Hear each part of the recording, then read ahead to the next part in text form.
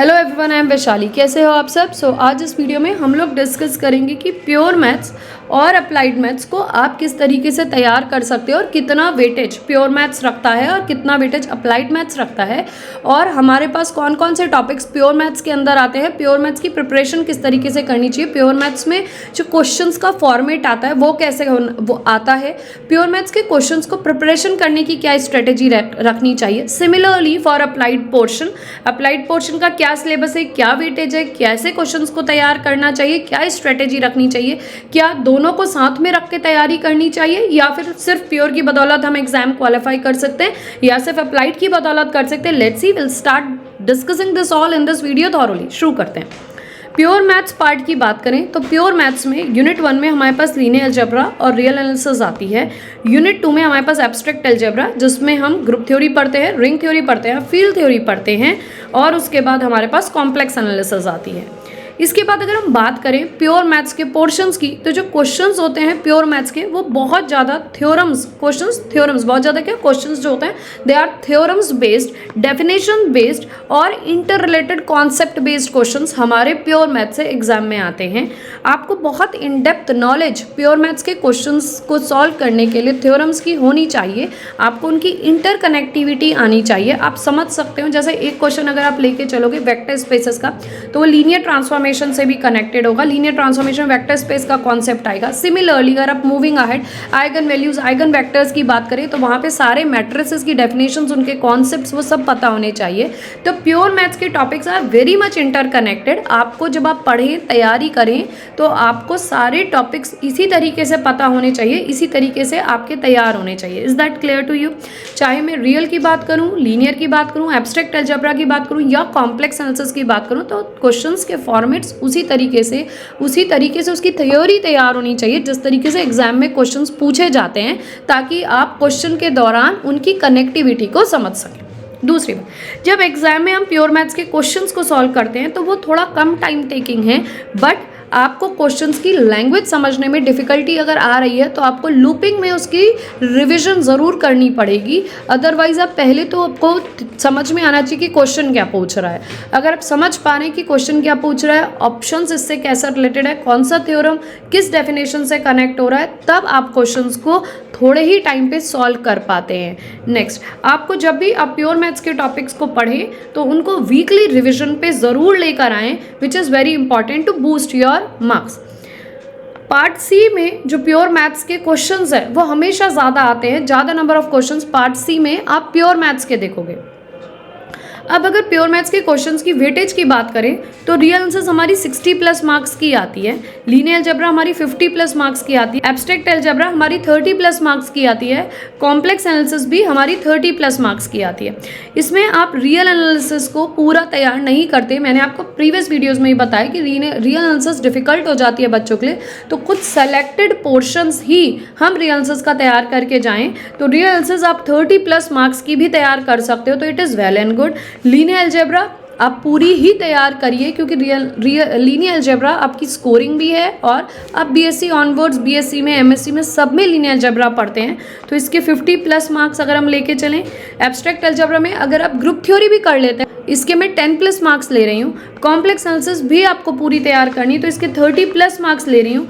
तब भी अगर आप देखोगे तो 120 प्लस मार्क्स की प्योर ही पूछा जाता है। तो आप यहाँ पे ये देख सकते हो कि प्योर का वेटेज खुद में बहुत ज़्यादा है। ऑफ कोर्स हम पूरे में से पूरे मार्क्स नहीं ला सकते, लेकिन हमारा प्योर का बहुत वेटेज है, इसलिए प्योर को एम्फेसिस देना, अच्छे से समझना हमारे लिए बहुत ज़रूरी है, बहुत इंपॉर्टेंट है। थ्योरी के कॉन्सेप्ट्स पे काम करना बहुत ज़रूरी है, उसकी इंटरकनेक्टिविटी समझना भी हमारे लिए बहुत इंपॉर्टेंट है। मूविंग टू दी नेक्स्ट, अब आते हैं अप्लाइड पोर्शन के कौन कौन से टॉपिक्स हैं, जैसे ordinary differential equation, partial differential equation, CoV, integral equation, Markov chain, LPP, numerical analysis. ये सारे के सारे पोर्शंस आपके अप्लाइड पोर्शंस में कवर होते हैं।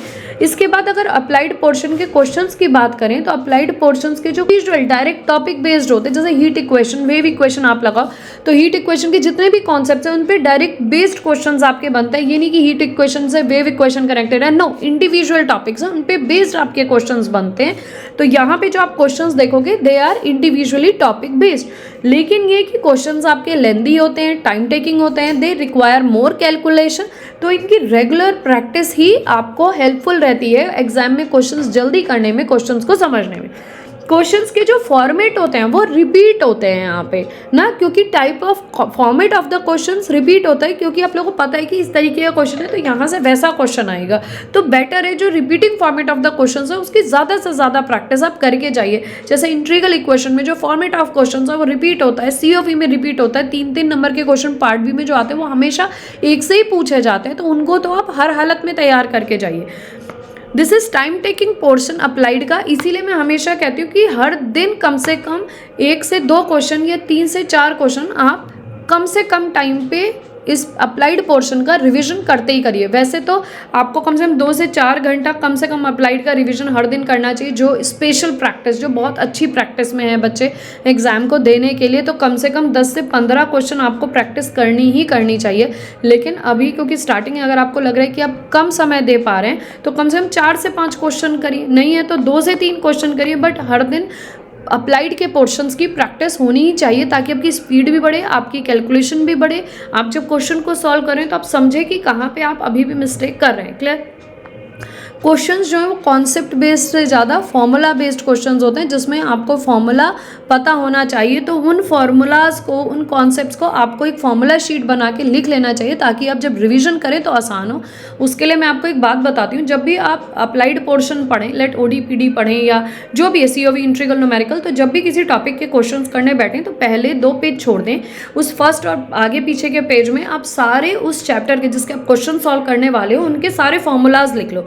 तो व्हाट यू डू इज, और उस पेज को फोल्ड कर दो वहां से। तो जब भी आप उस टॉपिक का रिवीजन करोगे आप खुद ही उसकी एक फॉर्मूला शीट तैयार कर लोगे। सेकंड के लिए सेम फॉलो, थर्ड के लिए सेम फॉलो।